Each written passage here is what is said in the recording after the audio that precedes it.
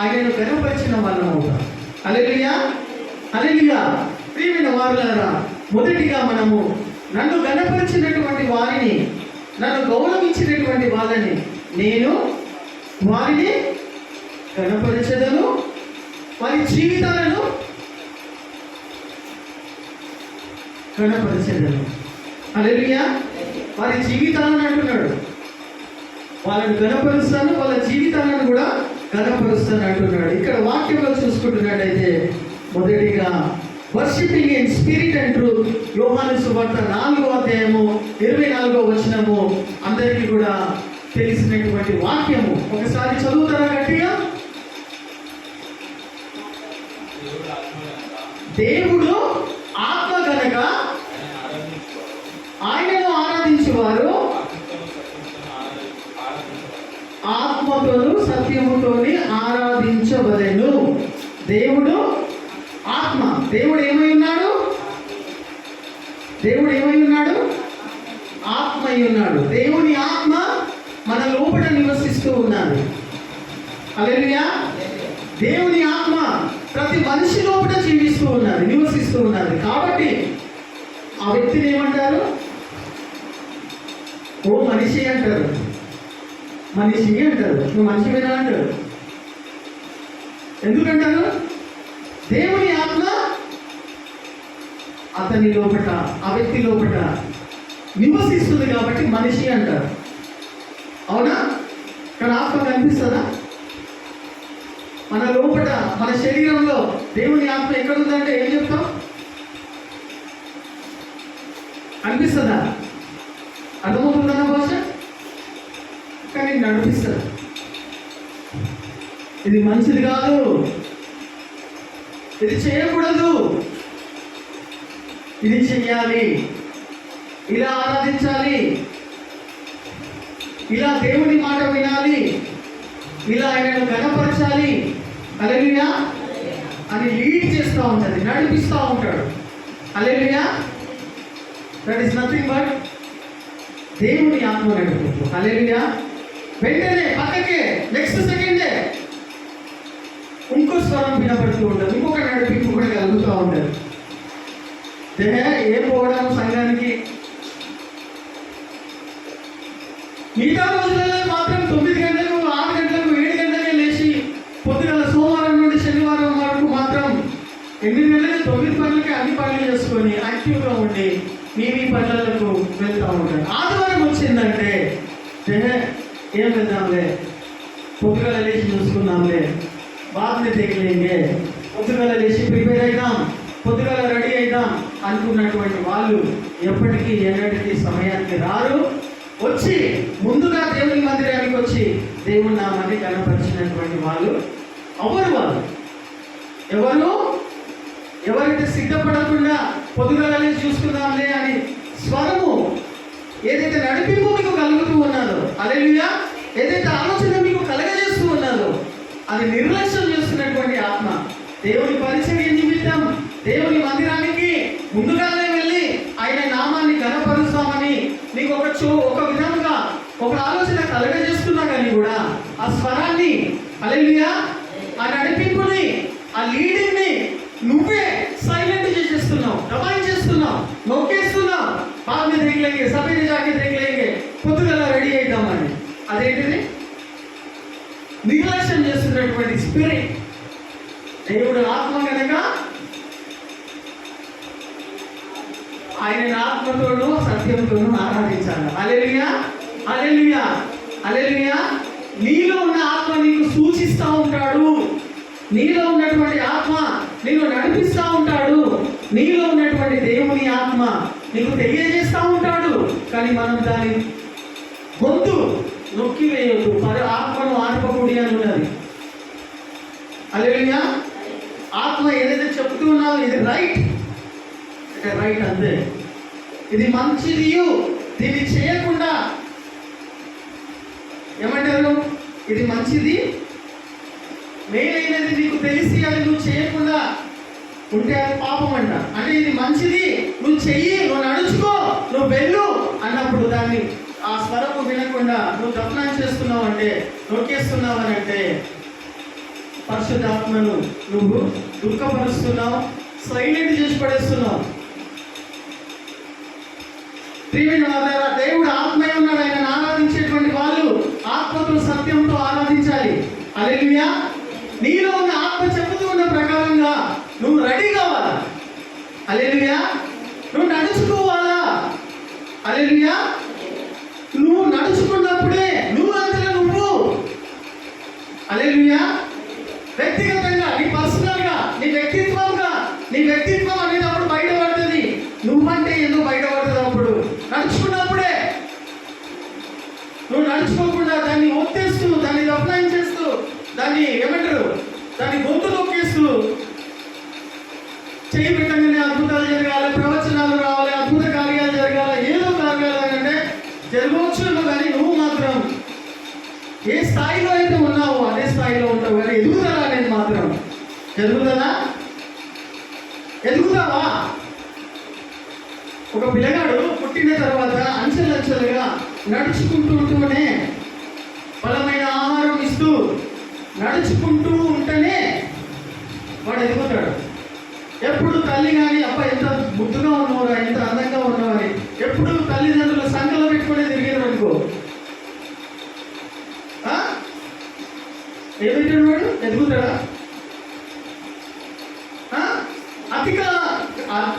అతి గారాభం చేసి సంకలు పెట్టుకొని 24 గంటలు సంవత్సరాల కొలది తిరుగుతూ ఉంటే అతి గారాభము, అతి ప్రేమ, ఎదుగుతాడా వాడు? ఎవరైనా ఎదగాలి అంటే నడవాలి. హల్లెలూయా. He must walk. There is no other alternative. There is no other way. You yourself, నీ అంతలో నువ్వు నడవాలి. లేవాలా? పడిపోతావు. లేవాలని ప్రయత్నం చేసినప్పుడు ఏమవుతుంది? తప్పటడుగు లేస్తూ పడతా ఉంటావు. అయినా లేవాలి, నడవాలా. నడుస్తున్నటువంటి వాళ్ళే నీ ఆత్మ చెప్పుచిన ప్రకారముగా దేవుడు ఆత్మై ఉన్నాడు కాబట్టి నడుచుకుంటున్నటువంటి వాళ్ళు ఎదుగుతారు. హల్లెలూయా. హల్లెలూయా. You must walk for yourself as your spirit leads you. హల్లెలూయా. నీ ఆత్మ చెప్పుచిన ప్రకారంగా ఆయా పరిస్థితులలో, ఆయా విషయాలను బట్టి, ఆయా సందర్భాలను బట్టి, ఆయా పరిస్థితులను బట్టి వదిలేస్తాడా దేవుడు? నేను అక్కడనే ఆ పరిస్థితులలో వదిలేస్తాడు అనుకుంటున్నావా? ఏం చేస్తాడమ్మా? ఏం చేస్తాడు? ఏమన్నది లోపల? ఏమన్నాడు? ఎవరున్నారమ్మా? గట్టిగా చెప్పండి. హల్లెలూయా.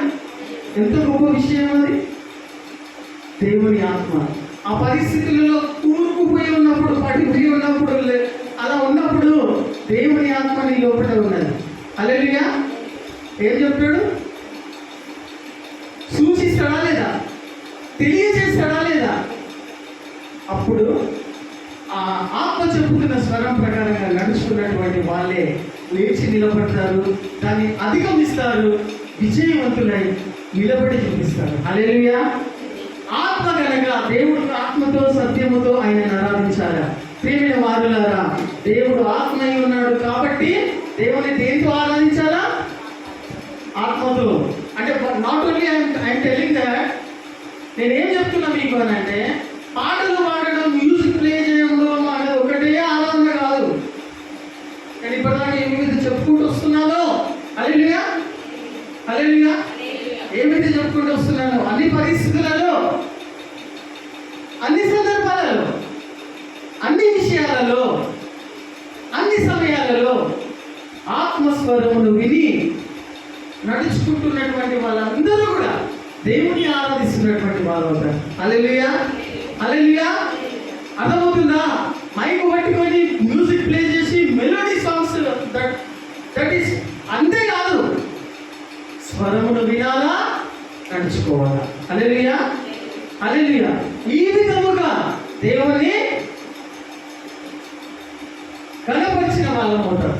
నన్ను గణపరిచినటువంటి వాళ్ళను, hallelujah, this is one of the way. Hallelujah. ఇది ఒకానొక విధానమైన దేవుని గణపరిచినటువంటి వారిని దేవుని నేను ఈ విధంగా గణపరుస్తాను. హల్లెలూయా. ఏ విధంగా గణపరుస్తాను? నా ఆత్మ చెబుతున్న ప్రకారముగా, హల్లెలూయా, నువ్వు ఇప్పుడు ఏ పరిస్థితిలో ఉన్నావో దేవుని ఆత్మ నిన్ను నడిపిస్తుందా, సూచిస్తున్నాడా లేడా విని నీ అంతలో నువ్వు వేరేల మీద ఆధారపడకుండా you must grow step by step, little by little you have to grow for yourself. Hallelujah. ఆ విధంగా దేవుని ఘనపరిచినటువంటి వాళ్ళం అవుతాం. హల్లెలూయా. ఆత్మతో సత్యముతో దేవుని ఆరాధించాలా. హల్లెలూయా. ఇంకో రకంగా కూడా చెప్పొచ్చు ప్రియమైన వారులారా, దేవుని ఆరాధించాలా. ఎందుకు ఆరాధించాలా? Why we have to worship the lord. Hallelujah. ఎందుకు ఆరాధించాలమ్మా? ఎందుకు ఆరాధించాలా? ఎందుకు అని అంటే ప్రియమైన వారులారా, మనలను ఆయన ఏర్పరచుకొని రక్షించుకున్నాడు. చూడు, సోయలేని పరిస్థితిలో, స్థిమితముగా లేనటువంటి పరిస్థితులలో దేవుడు ముందుగానే నిన్ను ఏర్పరచుకొని నీకు రక్షణ ఉచితంగా ఇచ్చాడు. చూడు, హల్లెలూయా, హల్లెలూయా. అది ముఖ్యమైనటువంటి విషయం, అది ముఖ్యమైనటువంటి ఆరాధన. మనం ఇంకను చచ్చిన వారమై ఉండగానే క్రీస్తు మన కొరకు చనిపోయి తిరిగి లేచి ప్రేమ చేత ఏర్పరచుకున్న విధానమును బట్టి హల్లెలూయా ఆయన ఆరాధించాలి మనం. హల్లెలూయా. అదొక ముఖ్యమైన కారణం. మరియు నీ పట్ల చేసినటువంటి మేళ్లను, ఉపకారములను, ఆరోగ్యములను, ఆయుష్ని, ఇవన్నీ కూడా జ్ఞాపకం చేసుకొని దేవుని మందిరానికి వచ్చి ఇళ్ళ కోసం కాదు. హల్లెలూయా.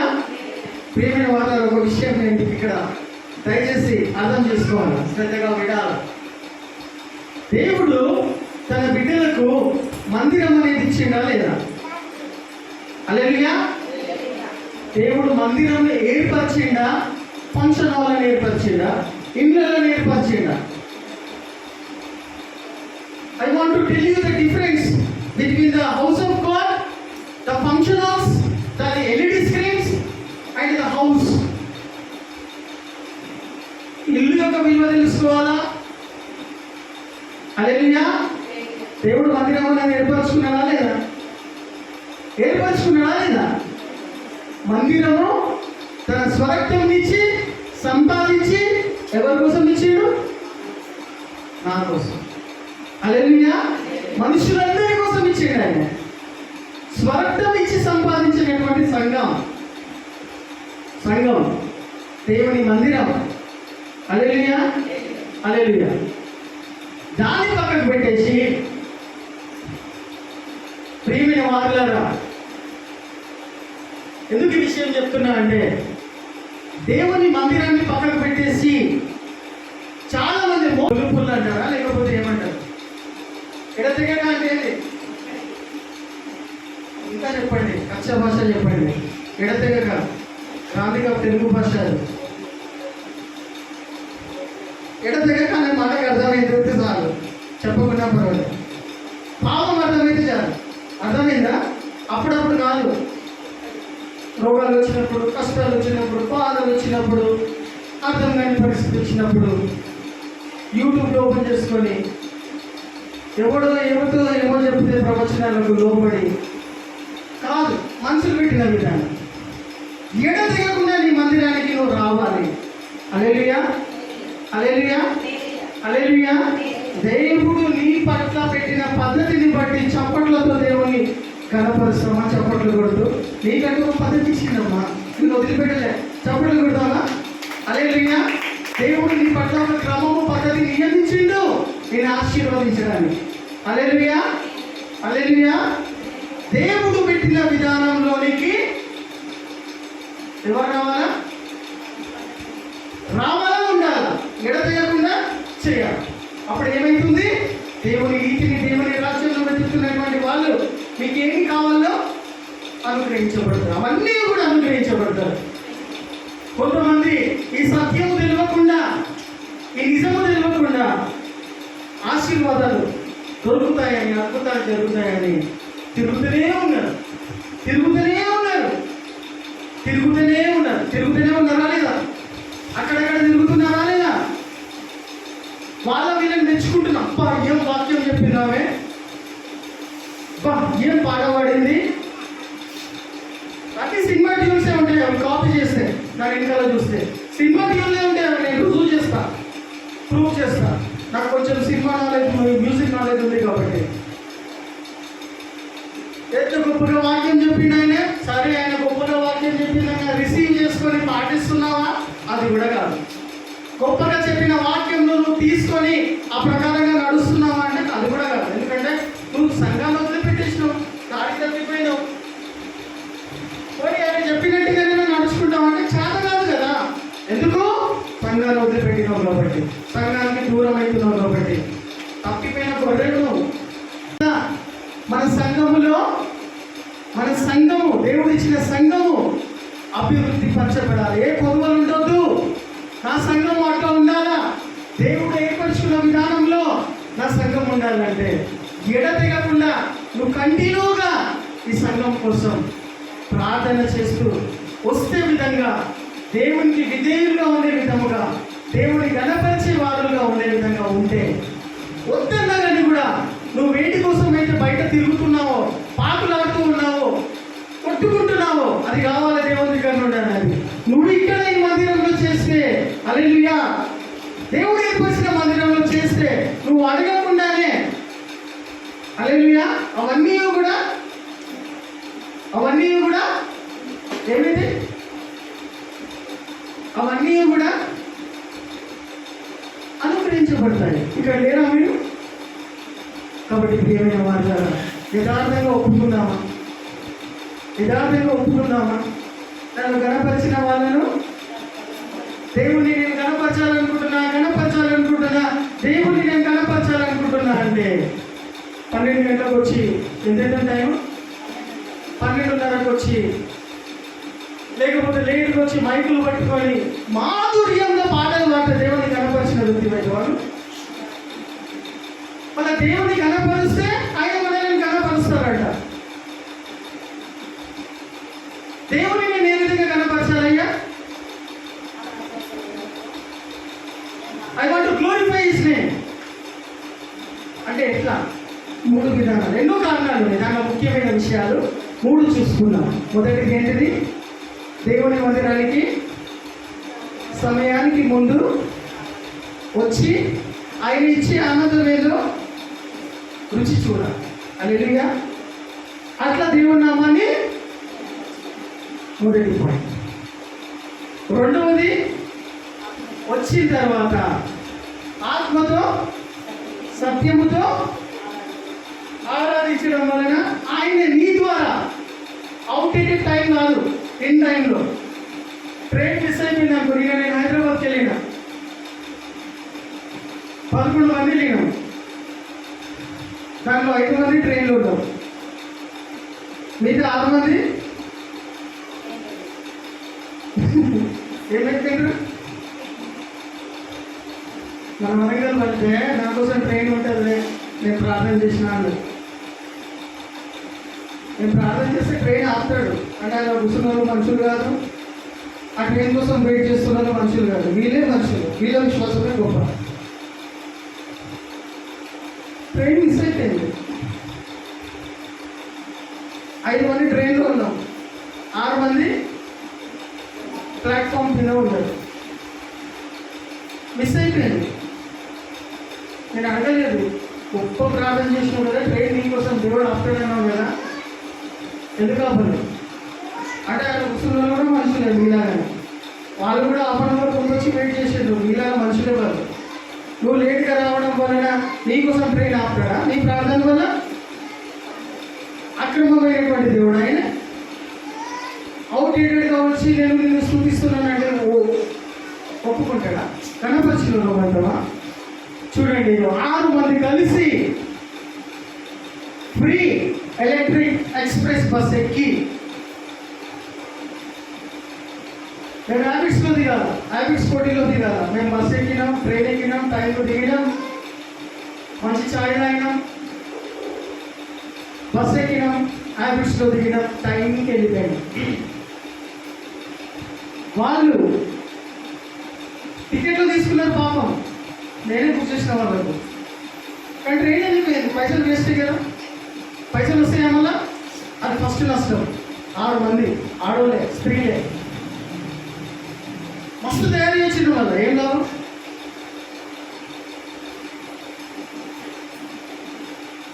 ఏం లాభం? నువ్వు సెంటర్ పెట్టుకొని వచ్చి ప్లాట్ఫామ్ మీద నిలబడ్డా, ఇంకేమన్నా రుద్దుకొని వచ్చినా, వాట్ ఈస్ ద యూస్? ఏమైంది తెలుసా? ఆ బుక్ చేసుకున్న పైసలన్నీ ఖాళీగా వెళ్ళిపోయినాయి. వాళ్ళ ప్లేస్లో వచ్చి నేనే పాపం జనరల్ వార్డులో జనరల్ కంపార్ట్మెంట్లో ఉన్నటువంటి వాళ్ళని 6 మందిని పట్టుకొచ్చి పేదోళ్ళు లైన్లో నిలబడ్డ వాళ్ళని ఏం చేసిన, రైట్ అమ్మా నా దగ్గర సీట్లు ఉన్నాయని 6 సీట్లలో కూర్చోబెట్టేసిన వాళ్ళని. వాళ్ళు కొనుక్కున్న ఆ సీట్లో రిజర్వేషన్ చేసుకున్నారు కానీ లేరు. అవి పెరుగుతుకొని ప్లాట్ఫామ్ మీద తిరుగుతూ ఉన్నారు, తోడుస్తుంటా రైట్ అనుకుంటా. ఏం చేయాలా అనుకుంటా నిలబడ్డారు ప్లాట్ఫామ్ మీద. ఏం చేసిండ్రు? మళ్ళీ నాకు ఫోన్ చేసిండ్రు. ఏం చేయాలన్నా అంటే free bus, free Aadhaar card ఉంది కదా, పైసలు పెట్టుకుంటారా బస్ స్టాండ్? ఇప్పటికే మేము పైసలు పెట్టుకొని ఇది అయిపోయినాం. అంటే ఈ సీట్లలో వేరే వాళ్ళు కూర్చున్నారు, నేను డోంట్ వరీ అన్నాడు. ఎవరైనా వాళ్ళు కూర్చుందంటే జనరల్ వాటికి వెళ్ళి తీసుకొచ్చి కూర్చోబెట్టిన, పేదోళ్ళని తీసుకొచ్చి కూర్చోబెట్టిన, లైన్లో నిలబడి తూగుతున్నటువంటి వాళ్ళని తీసుకొచ్చిన, వాళ్ళు కూర్చున్నారు అని అంటే అసలే అన్న. అప్పటికి ఏం చేసిండ్రు వాళ్ళు? ఎక్స్ప్రెస్ ఎలక్ట్రిక్ బస్లో కూర్చుంటే ఫ్రీగా అది ఉప్పలో దిగుతుంది.